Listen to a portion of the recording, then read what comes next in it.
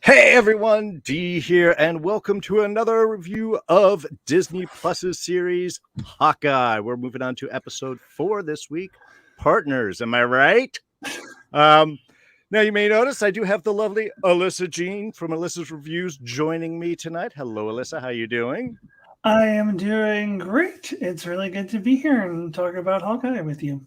Yeah, I'm excited too. Now, of course, normally, I guess Rob is with me, but Rob had some conflicts going on, so we actually changed the broadcast time of tonight's show to try and fix that. Evidently, that didn't happen, so we'll see what we can adjust for next week. But if he is able to, he is going to try and join us as soon as he can. So I want to be sure to thank everybody who is joining us live in the chat, everybody who is joining us in the archives.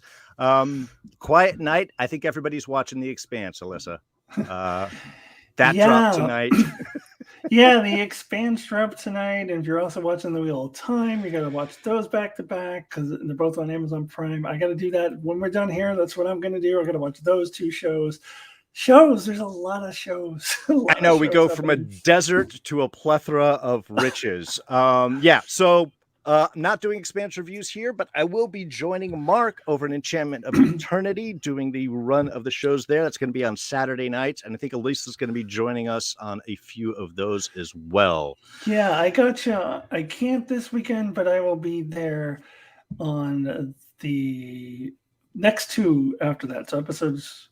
Well, I don't know. Are they dropping all three? I forget. What are they doing? Are they I'm dropping not sure three at once? Yeah. I actually have to watch. I've had to stay away. My wife isn't home yet, and I cannot watch it unless she gets home. So okay, yeah. So I don't know which episode numbers it is, but it's the next two because I don't know how many they're dropping tonight. But it's the next 2 weeks I will be with Mark and you guys. Perfect. And of course, Rob's going to be doing reviews of those as well. I think his, in fact, already dropped, so you can check that over on his channel as well. So let's dive into Hawkeye, since that's what we're all here to talk about. This week's episode is kind of what I would call the second act climax. We have the fun and enjoyment. We get a little connection with the characters. And then, of course, we get our big kind of action and sort of conflict reversal at the end. Alyssa, what did you think of this week's episode? In fact, what have you thought of the series so far since we haven't had you on yet? And let us sort of catch us up on what you've been thinking of Hawkeye so far up to this week. Well, I have to say that I am enjoying it way more than I thought I was going to. When I first heard about the concept of the show, I was like, yeah, Hawkeye and a teenager, eh. And then when they first dropped the trailer that was all about Christmas and made it look like some silly Christmas movie, I was like, that looks terrible. It was actually, I think, in retrospect, not a very good trailer. It was at least for me, it was very ineffective at getting me to want to watch it. And I was like, well, it's Marvel, so I kind of feel obligated. Also, like I had the same feeling going into Falcon and Winter Soldier. I hated the trailer for that. And then I ended up liking that even less than I thought I was going to. So my already low expectations were too high for that show. So already there's that history, and I'm thinking, I'm probably going to hate this show. I actually really enjoy it. I think that it is actually doing something well that Falcon and Winter Soldier attempted but didn't do as well, which is the having, I don't want to call it buddy cop because it's not buddy cop, it's more of a mentor teacher relationship here, but just kind of two characters bantering back and forth and having those kinds of fun interactions. I feel like the Falcon and Winter Soldier really didn't get that right, whereas this show is so good. I love these two characters and these two actors on screen. Their chemistry is just so good. It's really been a lot of fun to watch these two characters play off each other and these two actors play off of each other. It's been a different kind of MCU show than like the kind that I really enjoyed in WandaVision and in Loki. It's a very different kind of show, but I'm really enjoying that they're doing this, and I'm having a lot of fun with this show so far. Now, as for this particular episode, we get a lot of that kind of great scenes with that as well, with the whole Christmas movie watching thing that they do. And then, of course, that big action scene, as you mentioned at the end. I think my only hesitancy with this show is I'm curious to see how they're going to tie everything together. I'm a little concerned that it feels to me like the Elena thing is completely disconnected from the Echo thing, and maybe that's not true. Maybe they are all tied together. Maybe they both work for Kingpin. I don't know, but it feels like they could be completely disconnected plots, and if that ends up being true, then I wouldn't really enjoy that. It's kind of like what they did in the Eternals with the Dane Whitman thing. Like, I just feel like that just didn't belong in that movie. It had nothing to do with anything else in the movie. So I have a little. I'm on a wait and see mode and see how they're gonna like make this all work, and hopefully it all ties together nicely and ends up being really good. We knew Elena, or I know we'll probably talk about this a little bit more, but we knew this was coming because they foreshadowed it at the end of Black Widow. But I'm curious to see like how they will resolve all of that. So, but I'm into it. I'm enjoying it much more than I thought it was going to. Wonderful. Yeah, I'm in a lot of the same boat. I was kind of excited about it, but it has definitely I found much more enjoyable. And I think Rob hit it perfectly. It is kind of that Christmas movie tone. It's like there's the conflict. Clint's trying to get home for Christmas. These are the antics that are all keeping him from doing it. So I mean, I think they found a nice little mix there, and I totally get what you're talking about and the difference between Falcon and Winter Soldier. And Clint and Kate. And I think part of that is I think Clint and Kate are a better opposite duo to play off of each other. The older, grumpled mentor and the younger, super excited, overly excited, mentee bouncing off of each other. Whereas I think there was a little cynicism that could play off of, the old Winter Soldier and the, want to be the next Cap Falcon. I don't think those personalities were different enough to have the same play as they do on this one. Yeah, absolutely. Yeah. So I really enjoyed this episode. Like I was mentioning, this is kind of the Act 2 climax where you usually get the moments of characters kind of bonding before you get them inevitably separated, so that next week we can get the whole bonding together. Was really excited to see Elena. I do agree there's a lot of moving parts in this show for 2 episodes left. The only thing I can think about is since last week and this week were both about 36 minutes. I think 37 after you finished the little previews and what happened last week. I'm guessing the next 2 episodes are going to be closer to the length of the first 2, and so we'll get a little bit more time to finish developing. Those are kind of my fingers crossed. But let's get into what happened this week. Let's start off with our uncomfortable family moments. As things open up, I think we got a little sneak preview released on this as well. On the couch with Jack and Eleanor and Clint and Kate, really just trying to get through a moment there. What did you think about this? And again, we got a lot more of our banter going on here. Yeah, I've heard a lot of people say that it was kind of a disappointing, cliffhanger for the last week's episode because he holds the sword up to him, and then like it's this. And I agree with that. I kind of put that more in last week's episode. I think trying to have this dramatic cliffhanger when it's just that's not at all where the show is going.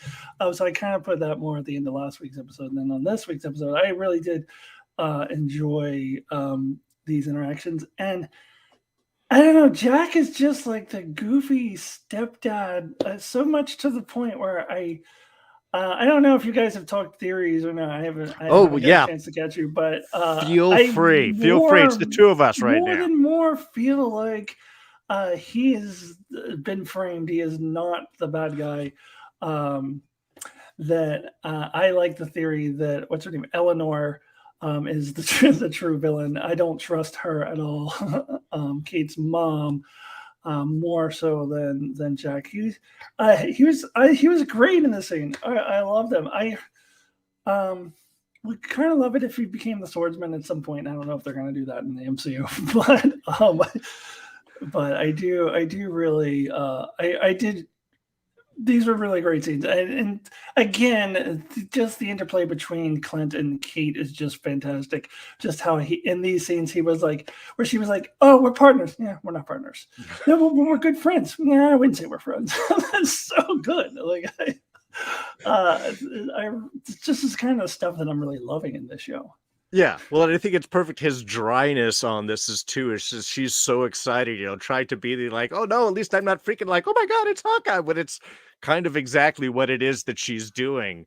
Yeah, that was a beautiful bit, and yeah, I've got to agree because yeah, I want to kind of let's expand this out to kind of the whole Eleanor interaction, even with Clint, and then the kind of discussion with Laura afterwards, because this is sort of where we get our setup, and I have to agree. Jack, come on, man. He can't tell aphorisms right. He's sweet on the wife. I mean, this could be a con. Wes Sager in the chat here thinking that the goofiness is be part of his cover. But does he have to go that far? Does he allow himself to be made fun of that much? She is so much more devious. Who does she call after that whole conversation with Clint? Really ready to bring up the whole Natasha and like, yeah, well, being good isn't just good enough, is it? That some people don't survive. I mean, there's a Oh, lot. she brought up Natasha in front of him was quite deliberate. It was underhanded and evil. Like I don't think that was any like happenstance.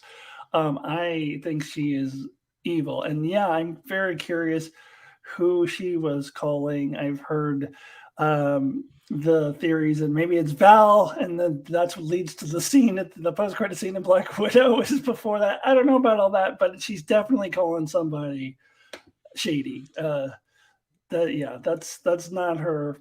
Um, yeah, that's not her hairdresser that she's calling. Yeah. I mean, that's definitely somebody shady.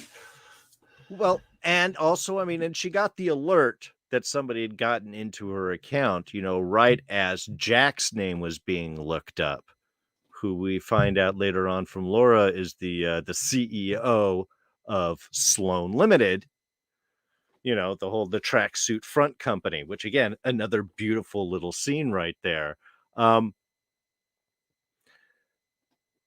But as soon as she's getting it's like this is the patsy, and as soon as anybody is looking into it, she's reaching out to somebody else. Could it be the true head of Sloan Limited, the true head of the tracksuits? And was it that person who reached out to Val? That's sort of what I'm thinking along those lines. Yeah, that is entirely possible. Now Clint does grab his sword on the way out, which, as kind of a buildup, was almost an anticlimactic. Like he just sort of walks out, just sort of grabs it, tucks it into his shirt, and it's like, well, I guess that part of the story is now wrapped up with a bow and is cleaned up. No mention afterwards by Jack of like, what happened to my nice, pretty sword I just got? Oh, you say something like completely wrong. Which I thought that was kind of an interesting little bit. But yeah, that was a sort of a quick wrap up of the whole sword concept there. Yeah, I was wondering if he was going to bring it up in the next episode or something like, hey, where's my sword? But as you mentioned before, like there's so many moving pieces and so much they have to wrap up in 2 episodes. I don't know that they have time for Jack worrying about his sword to be inserted into the episode. Yeah, that's why they may be playing with the swordsman. I don't know if they'll actually go into that much because, I mean, maybe in one scene, but like, God, yeah, we got so many things to try and wrap up. And yet they still took a moment to have sort of well, actually, before I get into that, let's talk about Laura, Clint's wife. Who is very resourceful on getting information, knows German. She's got a nice little background to her. But this conversation, not only does it sort of like finger Jack, it brings up the Rolex, which we do know what the tracksuits were after at the auction. But she's the one that brings it up, not Clint. And it sort of propels the whole rest of this episode. What are your thoughts on the watch? Do you have an idea who they might connect with?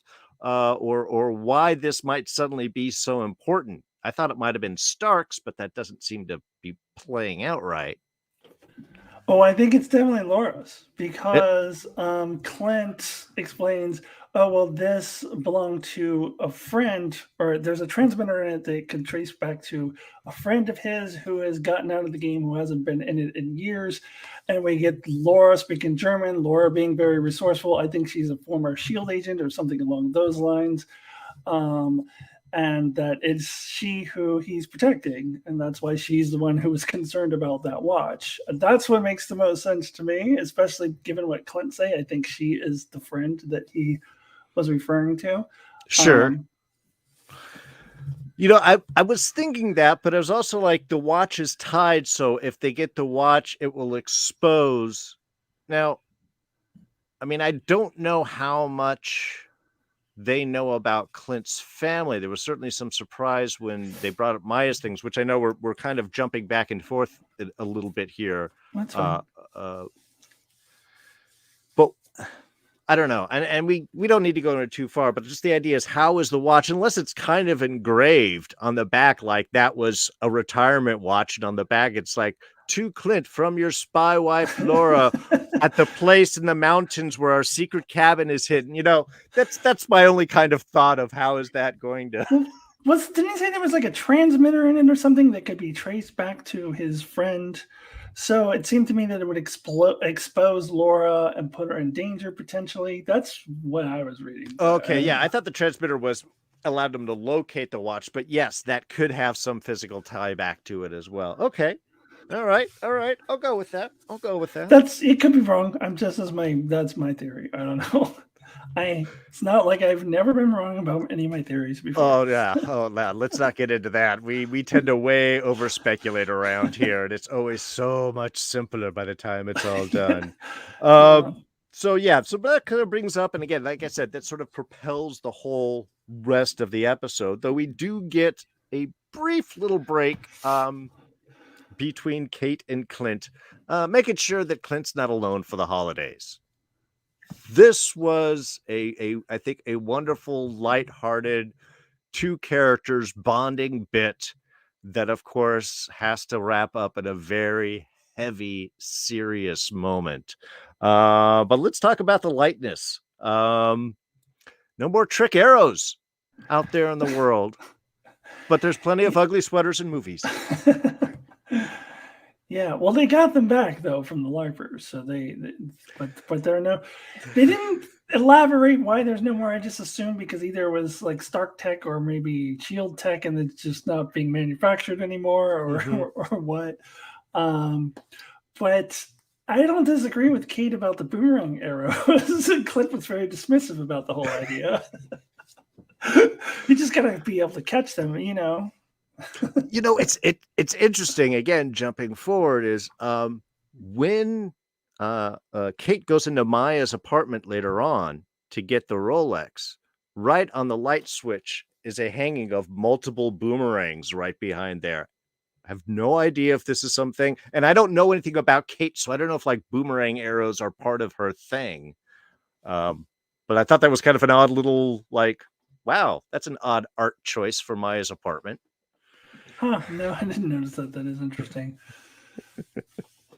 And the coin snap. Yeah. I actually had an old roommate of mine that could do that. He wasn't quite Hawkeye accurate, but he could peg a glass from across the room. It was pretty good. And Kate is able to do it too. See, if he can do that, he can do a boomerang arrow. He could catch it. I'm pretty sure. See. Well, he caught the when the tracksuits were throwing Molotov cocktails into the apartment. Oh yeah. He did catch that and throw it back. So yeah, he could.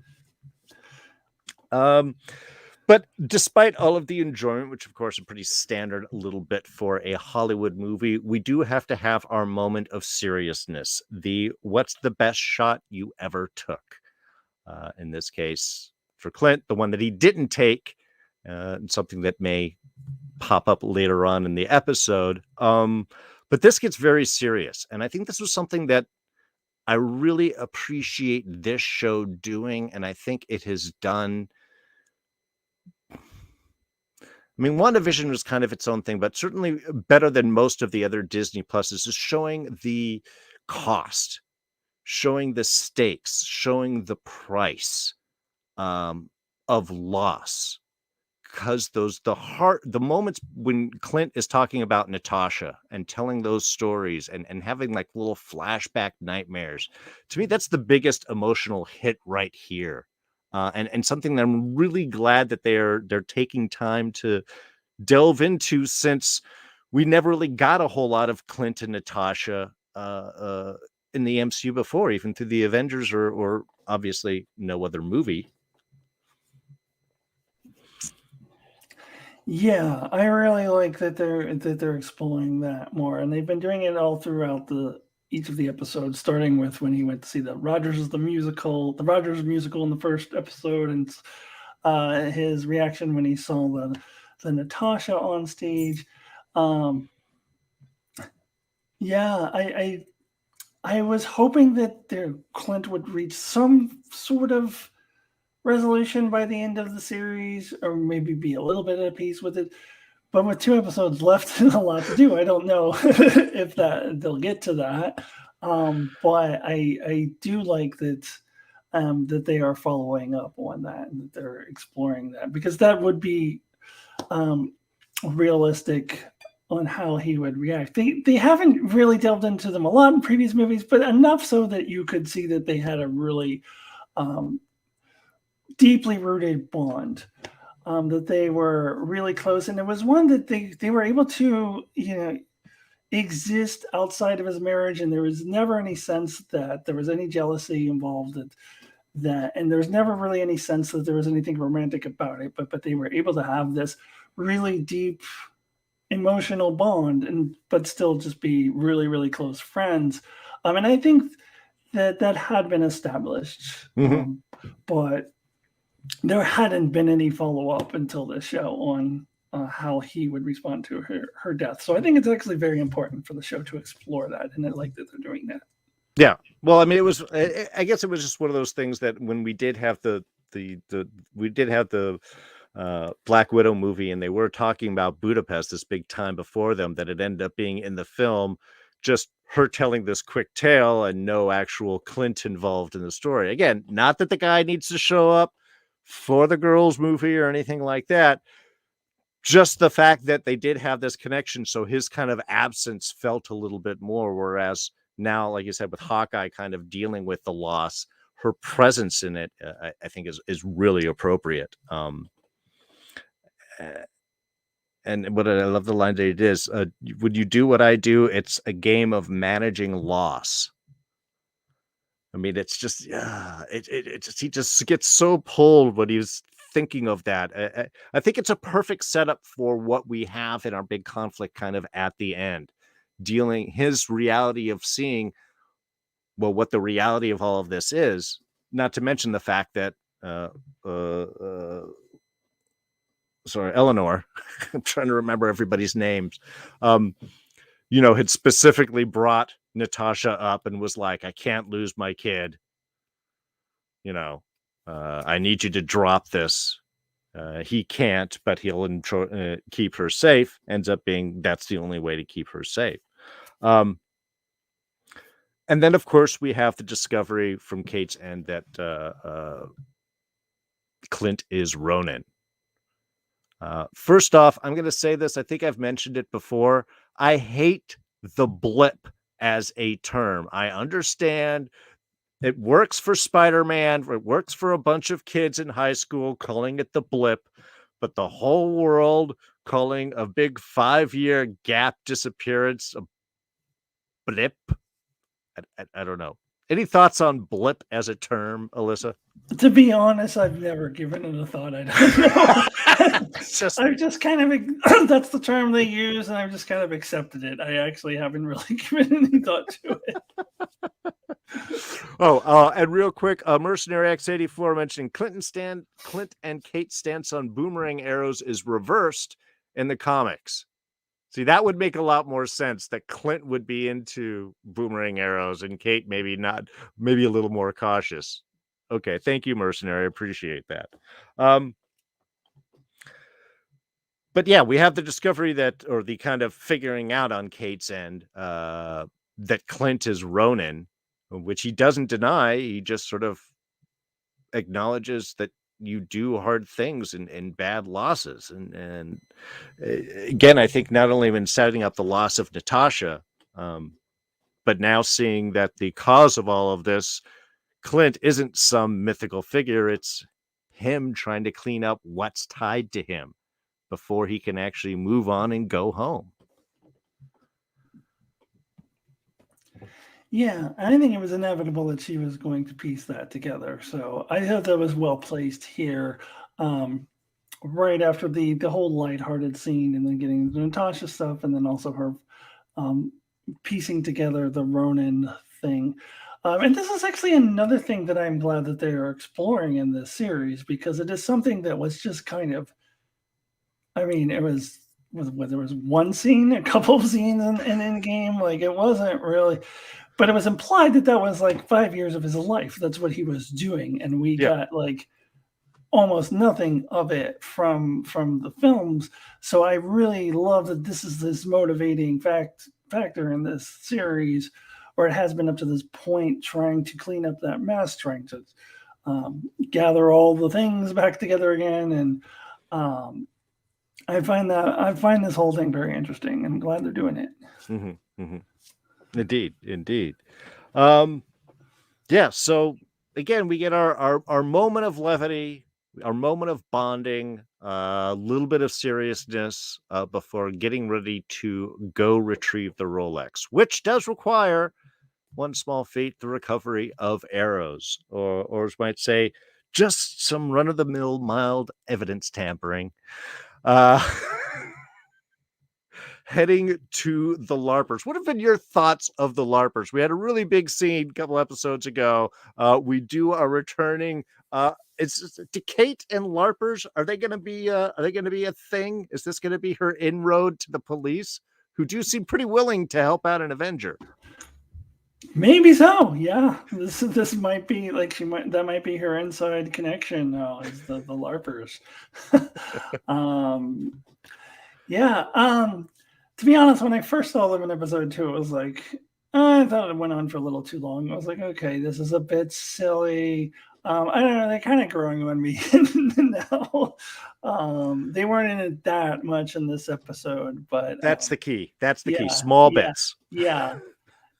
I think so. But in this episode, I was like, yeah, I don't mind them. Like they're kind of growing on me a little bit.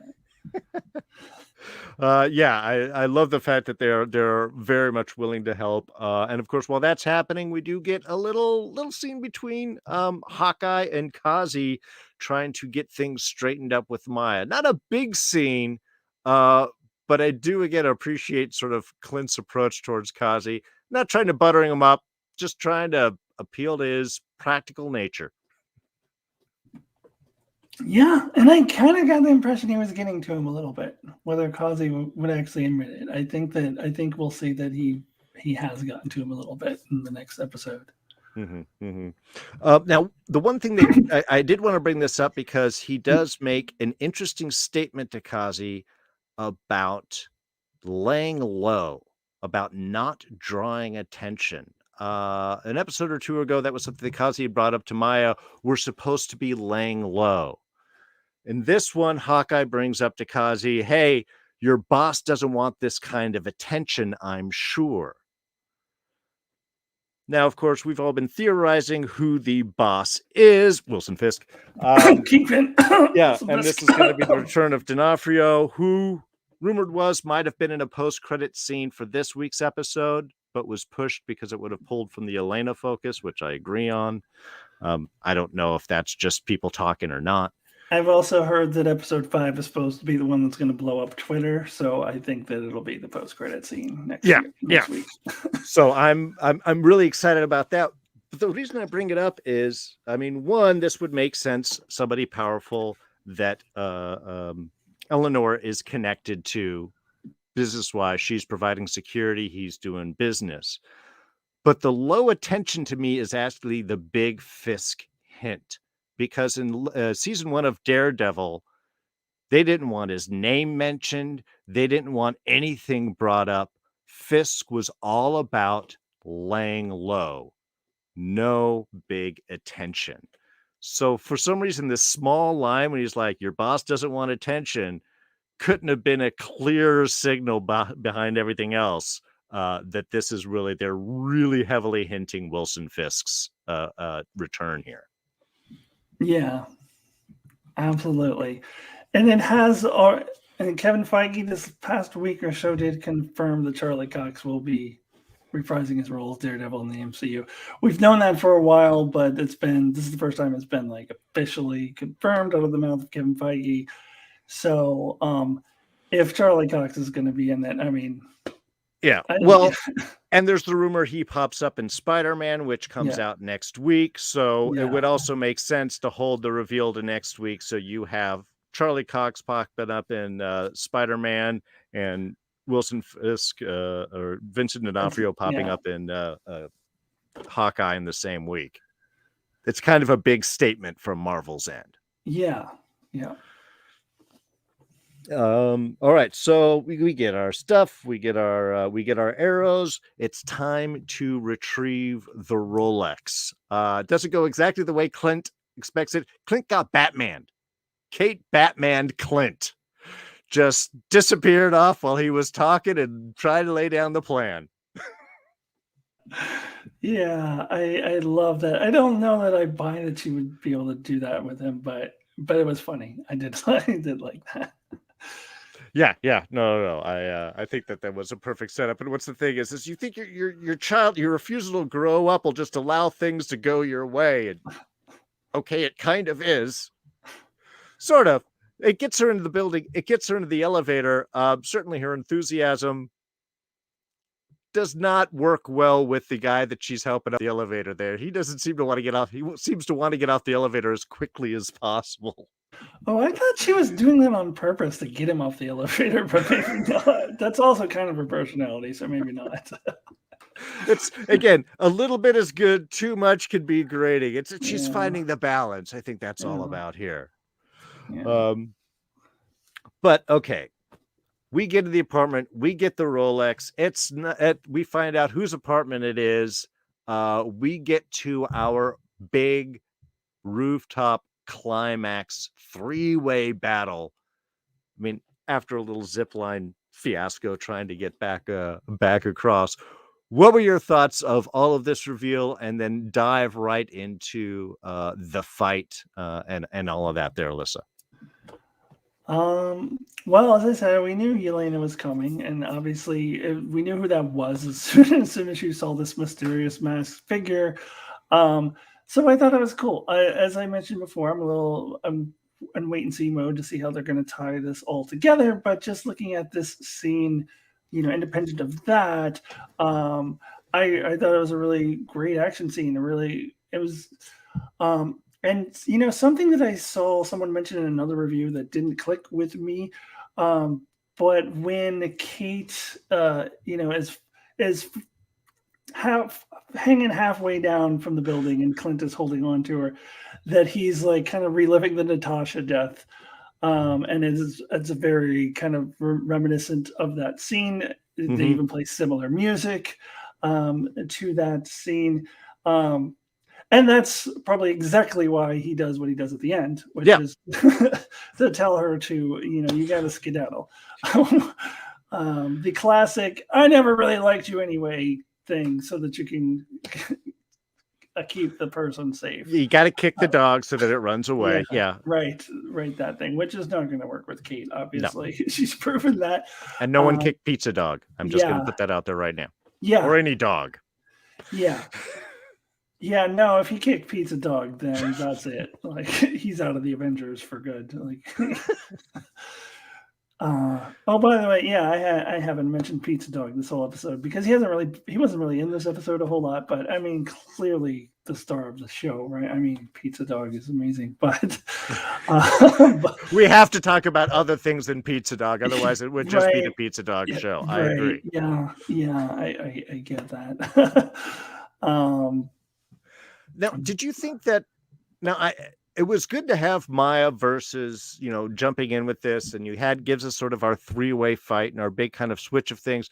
Maya doesn't, outside of, I mean, proving how tough she is, not really consequential in this fight, though. I mean, to me, this was really kind of the Elena reveal fight. yeah. I mean, it is kind of contributing to why I am a little concerned that this seems a little disjointed. That they're trying to mix both of these things together and they don't seem to be connected. So yeah, it was yeah, a little maybe a little much to have both of them Mm-hmm. there. And it's just like, well, do they know who each other are? Or are they just like, oh, there's some person with a mask, I'm just gonna fight them? Or I just yeah, I wasn't exactly following what was going on. If it was like how much knowledge each person has of what's happening, or if they're just like, oh, there's a person who's fighting, so I'm gonna fight them back. And why would Maya not like team up with Elena? I don't know. It Well, I was a think they little did, yeah, set up as sort of a three-way. Elena was fighting Kate, and Clint was fighting Elena, or Maya was fighting Kate, Elena was fighting Clint, and just Clint and Kate weren't fighting each other. yeah. But then, am I wrong? Where we're not? Didn't Elena and Maya fight at a certain point? um, I thought that I saw that, but maybe they not. they might have run in. I think that mostly they tried to keep that pretty split. The the rope scene was really cool, and I think it does sort of hit on the what Clint is going through. And yeah, that perfect loss of seeing her over the cliff and her hanging. And yeah, they are repeating that end game kind of moment. Have no idea where that rope came from. Rewound it, came back, it just popped out, was down, and I didn't see a Yelena like throw it down and tie in, or Oh no, I thought Kate was dead. Like I thought, not dead, but I was like, no way, they're killing her off. But I was like, well, I thought she was going to be at the bottom of the yeah. street. When she was like just sort of hanging there in midair, it was like, wait, what is happening? It took me Well, a second then to even notice that the rope was there. yeah, I mean, I saw the moment of the carabining the, end of the rope to her little belt. I mean, they took that moment there. I was just like, okay, but where did that rope come from? Because it wasn't down and Elena didn't have it. And I know I'm nitpicking. It's Marvel. It's fun. It's exciting. It gave us our visual moment, and that's really all that we're going Yeah, after here. but they still got to show us where the rope came from. I mean, But can't we just have. also have the kind of repetition of the shot I didn't take, what's the best shot you took? The one I didn't take. And we have, once Yelena's face is revealed, we have the face off between Kate and her. Gonna shoot. Yelena does a little shake. And that was kind of an interesting moment there, because was that the, hey, I saved your life, don't save me? Hey, I didn't throw you over the edge, I clipped you in. Or is that just the kind of subtle moment they'll figure out about later, where I don't know, I just had a vision, I just had a feeling that she wanted to get out, or she really didn't want to kill anyone, you know, because that was a big kind of moment right there, because we not only have the reveal, but we have the drop of the arrow plus pulling us. I mean, this is kind of like everything right here in this scene, emotion wise and storytelling wise here. Yeah, yeah, that's interesting. I don't know. I mean, I don't. I'm not sure. Yeah. Okay. Okay. Yeah. Well, I mean, again, it's not revealed. It's basically set up to do the, you know, get away. I have to do this alone. Separation between the characters, so that for next week we can have their separation, learning that they're going to need together, so that they come back for the big final episode, third act fight and resolution. I am really curious to see what happens between Clint and Elena, because at first I was like wondering, well, is he aware of who that is specifically? But then at the end he was like, oh well, if a Black Widow assassin has been hired, then that's it for me. So clearly he didn't know like who specifically that was. So No, um, but it might, what I'm kind of expecting is, at a point they're going to have another conflict where she says, you killed my sister. And she'll be like, Yelena? Oh, yeah.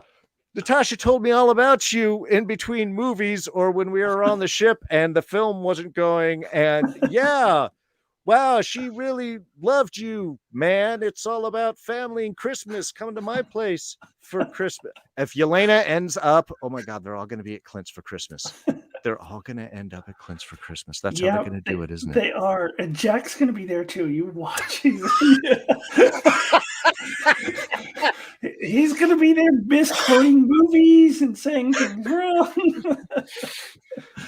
And Yelena's going to be there and Jack's going to be there and they're all I mean, look, I'll get teary-eyed. I get teary-eyed at Hallmark commercials, okay? I'm just saying it. They almost kind of have to go that way too. Yeah, they kind of do. Kind of do. And now we're getting a lot of our kind of new characters coming up. We have the new Black Widow in Yelena. We have the new Hawkeye with Kate. It seems like the new versions are just the petulant versions of the older versions.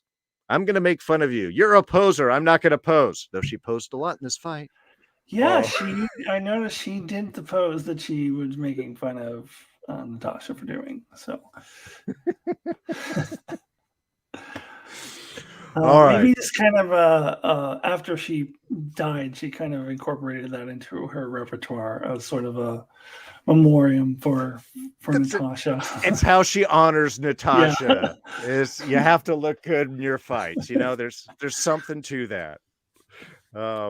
Yeah, I think everybody's really going to appreciate the whole Christmas card idea. Mercenary Fix are going to end on the Christmas card. Wes Sager wants Wong to be there at the Christmas party. Of course, Wong's got to be there. Yeah, Wong will just, he'll open up a portal. And That's how the tree drops in. Yeah. Having magicians for Christmas is awesome. It makes the decorations so much faster. All right. Well, again, it's sort of a short episode. There's not a whole lot. It's really kind of these big moments, but we've got two big ones coming up. We've got a lot of story to sort of wrap up. Do you have any thoughts or ideas on where you think they're going, how they're going to try and get through all of this, or do you think they're just going to leave it for a season 2? No, I don't think they can leave it for a season 2. Like I would be disappointed. They've set up all of this stuff. I think they need to find a way to come to some resolution to most of it. And there's a lot they have to go through. If you're asking me how they're going to do it, I have no idea. I'm really curious to see how they're going to do it. I'm kind of concerned because it does seem like there is a lot for them to try to wrap up. And I hope you're right about the episodes being a little longer than these past 2 have been. I think they need to be. So I'm just going to wait and see how they do it. I don't know. Well, I think, Kate made a little not whiteboard notes on Clint's poster there. We've all made that mistake, grabbing the not dry erase marker. But she was kind of hitting the points of where they need to bit. I mean, they needed to get the Rolex. They've got the Rolex. They needed to get the sword. They got the sword. They've got the suit. What they need to do is wrap up this Ronin business, which is basically stop people from chasing Ronin. But with Yelena there, that's kind of gone. So, I mean, what they have to do, I think, in the sense, is just kind of stop that battle. Either get them to stop fighting or stop searching for Ronin and leaving Kate alone. But Kate still has to deal with the whole Jack thing. So, yeah, we got to figure out Sloan Limited, got to figure out who's behind that. And there has to be a scene between Clint and Yelena So finds out that their family also, and we can end on the big Christmas card moment at the end. But that's not a lot of things. It just feels like a lot of moving parts going into it. And then they got us set up for the Echo series that we now know we're getting. Sure. I don't know if we'll see her between this and that series or not. Mm-hmm. I'm not sure where we would. Maybe she'll pop up again, but I feel like they've got to not resolve her storyline, but leave it in a place where her series can pick up from. Well, in the chat, let me swing back up here real quick. Wes Sager mentions that this is setting up Maya for devastation. She meets up with Kazi. Kazi betrays her. She meets up with Clint and learns the truth. Well, yeah, but Clint is Ronin. Then Maya would just want to kill Clint.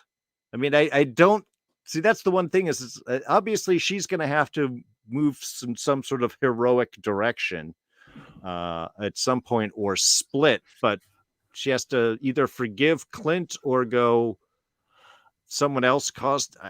I've heard the theory that it'll be revealed that it wasn't actually Ronin who killed her dad, and that so she'll find out that he was framed and it was actually somebody else, and then so that'll redirect her ire to whoever that person is, which could be related to Kingpin or the person that she's working for. So, well, that kind of betrayal reversal would make sense. We would have to see some sort of scene like that where either that's revealed or, that somehow Kingpin was more responsible for her death than Clint was. I can see is the only way to kind of wrap that conflict up.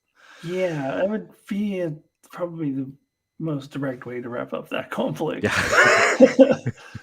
Yeah. We just have one scene. You betrayed me. No. To be continued. It'll be the post-credit scene for the season. She doesn't come to the Christmas party. That's what happens. It's so sad. Actually, she has to because we've got a whole signing thing. Everybody has to be at the Christmas party. Yeah. I take that back. Well, it looks like we've got kind of a shorter show tonight. This worked out sort of perfectly. There's one little thing I have to mention that's not really related to anything, but I'm just reading Wes Sager's comment in the chat where he mentions Thanos, and that made me think of, did you notice the Thanos was right mug that Clint was drinking his coffee out of?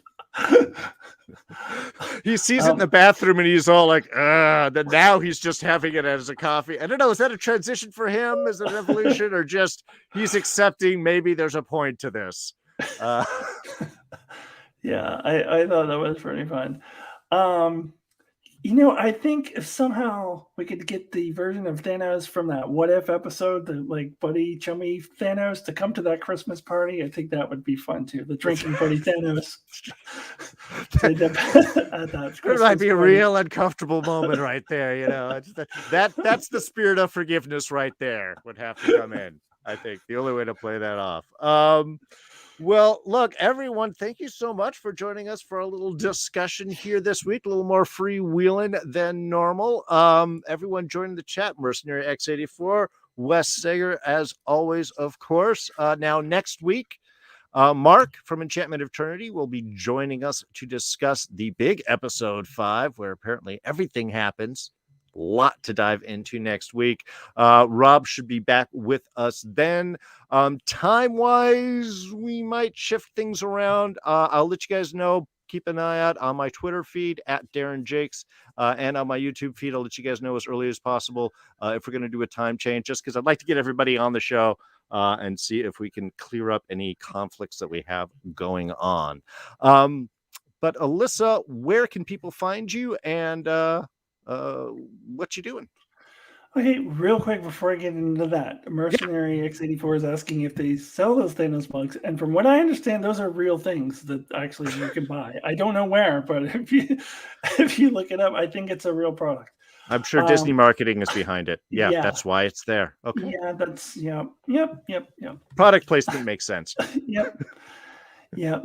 Anyways, so you can find me over on my channel, Alyssa Jean Reviews, and I'm doing lots of stuff. I am covering Star Trek Discovery and The Wheel of Time weekly, which means I don't have time to cover Hawkeye and The Expanse weekly, but I will be joining Mark, my brother, and Darren on the Expanse discussions for a couple of times. And obviously, I'm joining Darren right now for Hawkeye. So a lot of things that I'm covering. I will do a season-long review for Hawkeye once it is finished. I will also be doing 2 reviews for Spider-Man No Way Home. The first one will be when I come back from the theater and just give you my spoiler-free reaction. So next Friday, I can't stay up late on Thursday night, so I'm going to see it Friday night, and then I'll do a full spoiler review for it the next day. And then I've got my end of the year awards. I'm doing most overrated, most underrated, worst show, and then my top 10 best shows of the year. So I've got lots of stuff. So please come on over to my channel and check out all of that stuff. And Darren, thanks again for having me. It's really fun. Oh, Alyssa, it was just a blast. Really enjoy discussing all of this with you. And thank you, everybody, for joining us here. Rob will be with us next week. Be sure to check out his channel, Smirking Reviews, and Smirking Reviews Plays, and Smirking Reviews Classic. He's got a lot of stuff going on over there. You should check all of that stuff out. I will see you on Saturday over on Enchantment Eternity, talking about this week's Expanse with Mark, and then back here next Thursday with the big episode of Hawkeye. Get your expectations going. We'll see who is right by the time it comes. Thanks, everybody, for joining us, and we'll catch you all next week. And bye.